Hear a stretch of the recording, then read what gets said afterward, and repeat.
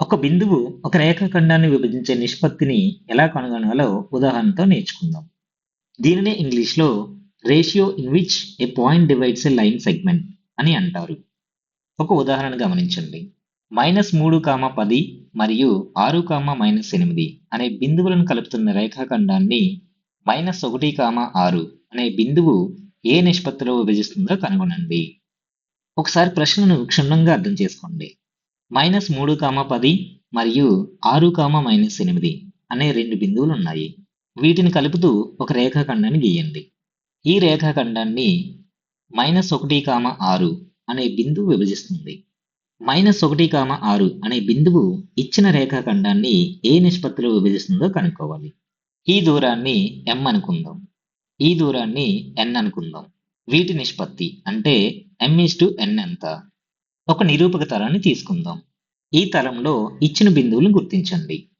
మొదటి బిందువు -3, 10 అంటే x అక్షంపై -3, y అక్షంపై 10 యూనిట్లు. అంటే ఈ బిందువు -3, 10 అవుతుంది.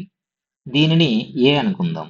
మరొక బిందువు 6, -8 అంటే x అక్షంపై 6 యూనిట్లు, y అక్షంపై -8 యూనిట్లు తీసుకుంటే ఈ బిందువు 6, -8 అవుతుంది. దీనిని B అనుకుందాం. ఈ రెండు బిందువులను కలుపుతూ ఒక రేఖాఖండం గీయండి. ఈ రేఖాఖండాన్ని -1, 6 అనే బిందువు విభజిస్తుంది. అంటే ఈ బిందువు రేఖాఖండం పైనే ఎక్కడో ఒక చోట ఉండాలి. ఎక్కడుంటుంది? -1, 6 అంటే x అక్షంపై -1, y అక్షంపై 6 యూనిట్లు ఉండాలి. అంటే ఈ బిందువు -1, 6 అవుతుంది. దీనిని P అనుకుందాం. P అనే బిందువు ఈ రేఖాఖండాన్ని ఏ నిష్పత్తిలో విభజిస్తుందో కనుక్కోవాలి. అంటే ఏ బిందువు నుండి Pకి ఎంత దూరమో కనుక్కోవాలి. P బిందువు నుండి Bకి ఎంత దూరమో కనుక్కోవాలి. తర్వాత AP అంటే ఈ దూరము బై PB అంటే ఈ దూరము చేయాలి. చేస్తే మనకు ఈ బిందువు ఈ రేఖాఖండాన్ని విభజించే నిష్పత్తి వస్తుంది. A నుండి P బిందువు గల దూరాన్ని m అనుకుందాం. P బిందువు నుండి Bకి గల దూరాన్ని n అనుకుందాం. ఈ దూరాల యొక్క నిష్పత్తిని కనుగొనాలి. అంటే m/n ఎంత అనేది కనుక్కోవాలి. A మరియు P మధ్య దూరం కనుగొనడానికి మనకు సూత్రం తెలుసు. రెండు బిందువుల మధ్య దూరానికి సూత్రం √(x2 - x1) +y2 - y1). ఈ సూత్రంలో ఇచ్చిన బిందువులను ప్రతిక్షేపిస్తే A మరియు P ఈ రెండు బిందువుల మధ్య దూరం వస్తుంది. అంటే m యొక్క విలువ వస్తుంది. అలాగే P మరియు B బిందువుల మధ్య దూరాన్ని కనుగొనడానికి ఇదే సూత్రాన్ని ఉపయోగిస్తే n యొక్క విలువ వస్తుంది. తర్వాత m/n భాగిస్తే సమాధానం వస్తుంది. ఇదంతా చేస్తే ఎక్కువ సమయం పడుతుంది. ఈ విధానం కొంచెం సుదీర్ఘమైన ప్రక్రియ. మనకు AP మరియు PB ఈ రేఖాఖండాల యొక్క దూరాలు అవసరం లేదు. ఎందుకంటే ఇప్పుడు చెప్పిన సూత్రంలో ప్రతిక్షేపిస్తే AP యొక్క దూరం వస్తుంది మరియు PB రేఖాఖండం యొక్క దూరం వస్తుంది. ఈ దూరాలు రెండింటిని భాగిస్తే మనకు సమాధానం వస్తుంది. కానీ ఇచ్చిన ప్రశ్నలో మనకు దూరాల యొక్క నిష్పత్తిని అడిగారు. కాబట్టి AP మరియు PB రేఖాఖండాల యొక్క దూరాలు మనకు అవసరం లేదు. వాటి దూరాల యొక్క నిష్పత్తి తెలుసుకుంటే చాలు. కాబట్టి ఈ ప్రశ్నను వేరే పద్ధతిలో చేద్దాం. A నుండి ఒక లంబరేఖను గీయండి. P నుండి ఒక అడ్డు రేఖను గీయండి. ఈ రెండు కలిసే బిందువును Q అనుకుందాం. అదేవిధంగా P నుండి ఒక లంబరేఖను మరియు B నుండి ఒక అడ్డు రేఖను గీయండి. ఈ రెండు కలిసే బిందువును C అనుకుందాం. ఇప్పుడు గమనించండి. APQ అనే ఒక త్రిభుజం ఏర్పడింది మరియు PBC అనే మరొక త్రిభుజం ఏర్పడింది. ఇది చూడండి, ఈ త్రిభుజం PBC అవుతుంది. ఇప్పుడు నిరూపక తలాన్ని తీసివేయండి. ఇక్కడ గమనిస్తే బిందువు C వద్ద ఒక లంబకోణం ఏర్పడింది. అదేవిధంగా బిందువు Q వద్ద మరొక లంబకోణం ఏర్పడింది. ఈ రెండు కోణాలు సమానమవుతాయి. అలాగే B వద్ద కోణం మరియు P వద్ద కోణం ఇవి రెండు సమానమవుతాయి. ఎలాగో చూద్దాం. PQ మరియు BC ఈ రెండు రేఖలు సమాంతర రేఖలు. మనకు చూస్తేనే అర్థమవుతుంది, ఈ రెండు రేఖలు సమాంతరంగా ఉన్నాయి. ఈ రెండు రేఖలను PB అనే రేఖాఖండం ఖండిస్తుంది. చూడండి, ఈ రెండు సమాంతర రేఖలను PB అనే రేఖాఖండం ఖండిస్తుంది. కాబట్టి ఈ రెండు కోణాలు అనురూప కోణాలు అవుతాయి. B వద్ద కోణం మరియు P వద్ద కోణం ఇవి రెండు అనురూప కోణాలు అవుతాయి మరియు ఈ రెండు సమానం అవుతాయి. కాబట్టి ట్రయాంగిల్ ఏపీక్యూ మరియు ట్రయాంగిల్ పీబీసీ నుండి angle APQ equal to angle PBC అవుతుంది. ఎందుకంటే ఈ రెండు అనురూప కోణాలు. మరియు angle AQP equal to angle PCB అవుతుంది. ఎందుకంటే ఈ రెండు లంబ కోణాలు. కాబట్టి కోణము సరూపకత నియమం ద్వారా ట్రయాంగిల్ ఏపీక్యూ మరియు ట్రయాంగిల్ పీబీసీ ఈ రెండు సరూప త్రిభుజాలు అవుతాయి. కావున వీటి భుజాలు అనుపాతంలో ఉంటాయి. కాబట్టి m/n equal to AQ/PC equal to PQ/BC అవుతుంది.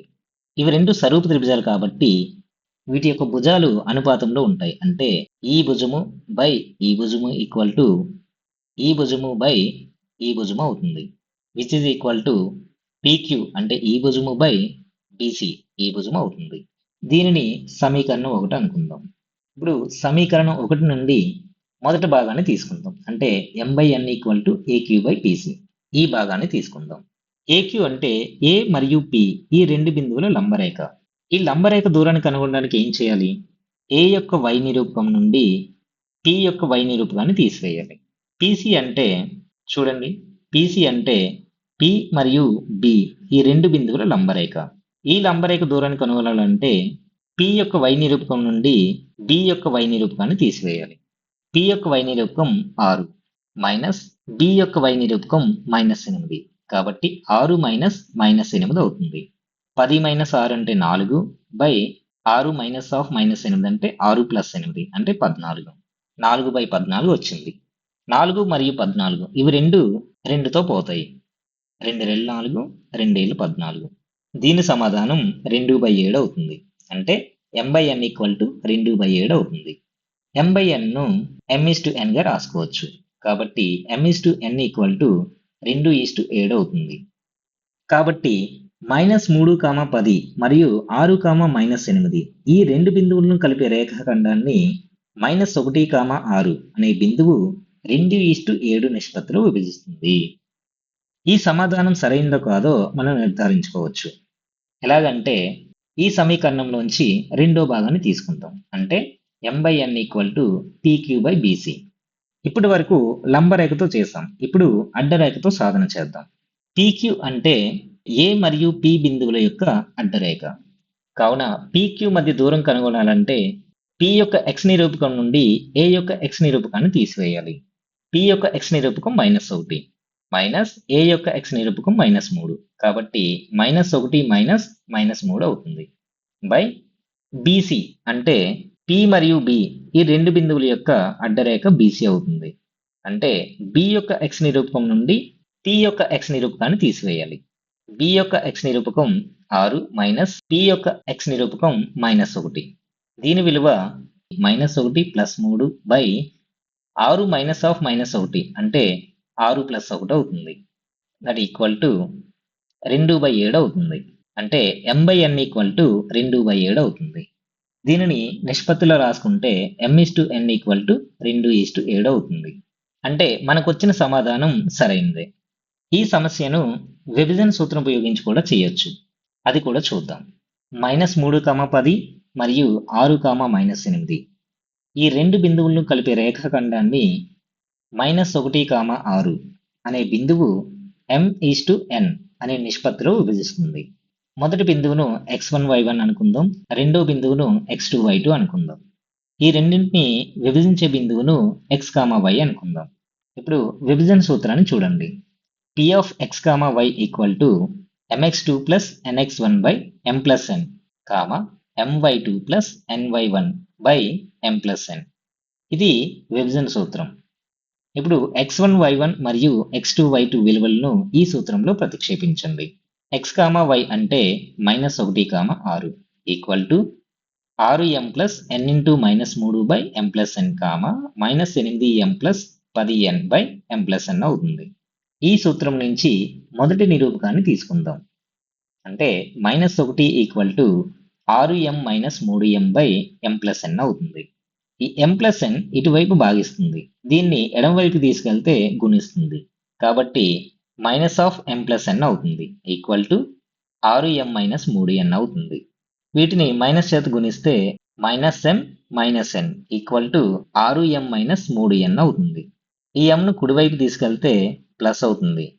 ఈ 3nను ఎడమవైపు తీసుకొస్తే ప్లస్ అవుతుంది. కాబట్టి 3n minus n equal to 6m plus m అవుతుంది. 3n మైనస్ n అంటే 2n equal to 6m plus m అంటే 7m అవుతుంది. ఈ n ఇటువైపు గుణిస్తుంది. సమీకరణానికి కుడివైపుని తీసుకెళ్తే భాగిస్తుంది. కాబట్టి m/n ఈక్వల్ టు 2/7 అవుతుంది. దీనిని నిష్పత్తిలో రాసుకుంటే m/n ఈక్వల్ టు 2:7 అవుతుంది. మీకు విభజన సూత్రం గుర్తుంటే ఈ విధంగా సూత్రంలో ఈ బిందువుల యొక్క విలువలను ప్రతిక్షేపించి సమాధానం తెలుసుకోవచ్చు. ఈ వీడియోలో మనం ఏం నేర్చుకున్నాం? రెండు బిందువులను కలుపుతున్న రేఖాఖండాన్ని మరొక బిందువు విభజించే నిష్పత్తిని ఎలా కనుగొనాలో ఉదాహరణతో నేర్చుకుందాం.